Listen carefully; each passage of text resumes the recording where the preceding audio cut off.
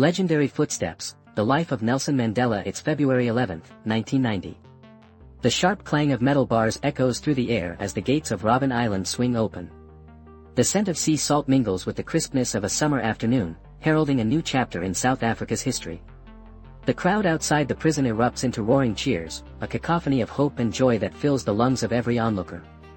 Nelson Mandela, after 27 long years of incarceration, steps into a world that has changed forever. His figure emerges slowly, bathed in the golden glow of the sun. The once imposing walls of Robben Island stand silently behind him, a stark reminder of his trials and sacrifices. As he walks forward, the applause grows louder, the clapping hands of supporters ringing like the beating of a drum, each echo resonating with the dreams of millions. I stand here before you not as a prophet, but as a humble servant of you, the people, he declares, his voice steady yet filled with emotion. Amid the cheers, the smell of fresh flowers, white lilies and proteas, fills the air, brought by supporters eager to celebrate freedom. Mandela raises his hands, a gesture of peace and reconciliation, as he breathes deeply, savoring the atmosphere of liberation, the fragrance of change. We must use time creatively and forever realize that the time is always ripe to do right, he continues, his voice ringing with conviction over the jubilant crowd. Born on July 18, 1918, in the small village of Mvizo, Nelson Mandela grew up in a world defined by segregation and oppression. The harsh realities of apartheid were not yet in full force, but the seeds of a racial divide had been sown.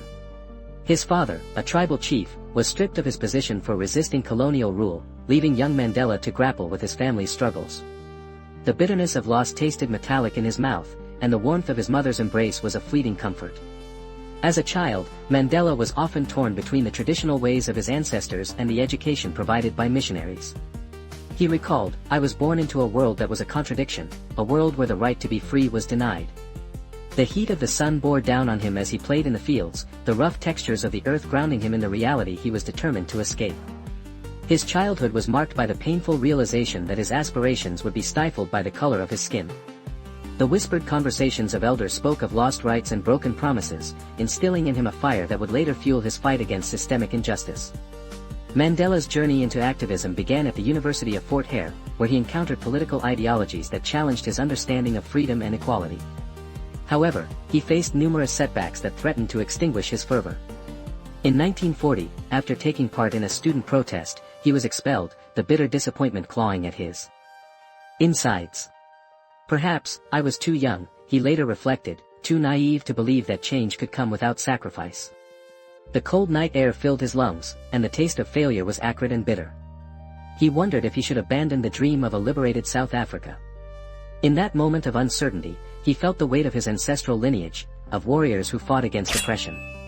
The faint sounds of distant drums echoed in his mind, reminding him of his purpose. He resolved to carry on, to turn his disappointments into determination, paving the way for a future he had yet to fully comprehend. The turning point in Mandela's life came in 1952, with the launch of the Defiance Campaign. It was a calculated strategy designed to oppose unjust laws through nonviolent resistance. Mandela, along with other leaders of the African National Congress, ANC, resolved to confront the oppressive legislation that suffocated the rights of black South Africans. "The oppressor must be made to feel uncomfortable," he stated during one meeting, his voice low yet fierce. The air was heavy with determination, the scent of sweat mingling with the lingering smell of tobacco from hand-rolled cigarettes. They understood that their struggle needed a tactical shift, one that would galvanize the masses and draw international attention. The campaign involved defying unjust laws, such as the passed laws that restricted movement. Mandela organized peaceful protests, encouraging people to walk into police stations without passes, a direct challenge. The determination in the room was palpable, and the tension crackled like static electricity. Every individual felt the weight of the movement on their shoulders, a shared understanding that their sacrifices could change the trajectory of history. As the campaign gained momentum, Mandela's strategy centered on mobilizing communities through education and awareness of their rights. By making the oppressor uncomfortable, we not only exposed their brutality but also awakened the spirit of resistance within our people, he preached passionately. Each word ignited a fire, pushing them to confront the risks of their mission with courage and solidarity. The climax of Mandela's struggle erupted on a fateful day in March 1960. The Sharpeville massacre unfolded, marked by a gathering of thousands protesting against the unjust pass laws. The air was thick with tension, anxiety crackling like electricity as a police contingent moved in, weapons drawn. Suddenly, the gunfire erupted, a deafening barrage that shattered the morning calm. Smoke lingered, and the acrid smell of gunpowder mixed with the metallic scent of blood painted a grim picture of violence. Mandela watched from a distance, his heart racing, the horror of the scene igniting a fierce urgency within him. 100 lives were lost that day, but the massacre transformed Mandela's resolve. He saw it as a clarion call, a moment to escalate the struggle against apartheid. In the following months, he and his comrades took a bold turn towards armed resistance, a decision fraught with moral complexity, but one they felt was necessary in light of the brutality witnessed. Our struggle is for the freedom of all, black and white, he would later declare, the gravity of his vision resting heavily on his shoulders. The decision to form Umkhonto we Sizwe marked a pivotal shift in their tactics. They would no longer stand passive against violence but would retaliate strategically with precision. Mandela believed that, the oppressor's cruelty calls for the strength of the oppressed.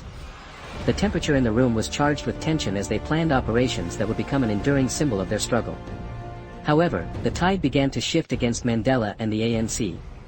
In 1962, he was arrested and sentenced to life imprisonment for his involvement in sabotage.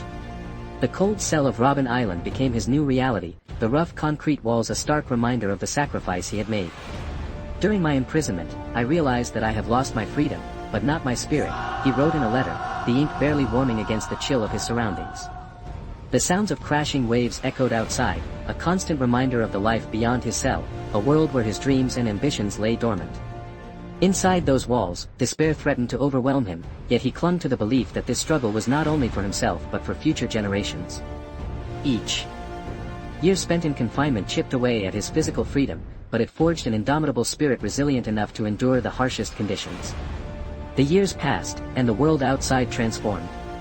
The apartheid regime continued its ruthless policies, yet Mandela's resolve only deepened. I have cherished the ideal of a democratic and free society, he mused during a rare meeting with visitors, the flickering candles casting shadows that danced across the walls. It is an ideal for which I hope to live for and to achieve. Upon his release in 1990, Mandela emerged not as a figure of vengeance but as a symbol of reconciliation. His presidency marked the dawn of a new era, one that sought to heal the wounds of a divided nation. As I walked out of the door towards the gate that would lead to my freedom, he reflected, I knew if I didn't leave my bitterness and hatred behind, I'd still be in prison. His legacy is defined by forgiveness, unity, and an unwavering belief in the dignity of all human beings. What counts in life is not the mere fact that we have lived. It is what difference we have made to the lives of others, he famously stated, a mantra that inspires countless individuals around the world. Mandela's life teaches us that the fight against injustice is a long and arduous journey, marked by sacrifice and resilience. His philosophy of reconciliation continues to resonate, reminding us that the seeds of hope can blossom even in the bleakest of times. As the world remembers Nelson Mandela, we're reminded that change is possible through understanding and compassion, an enduring message that challenges us all to tread the path of humanity.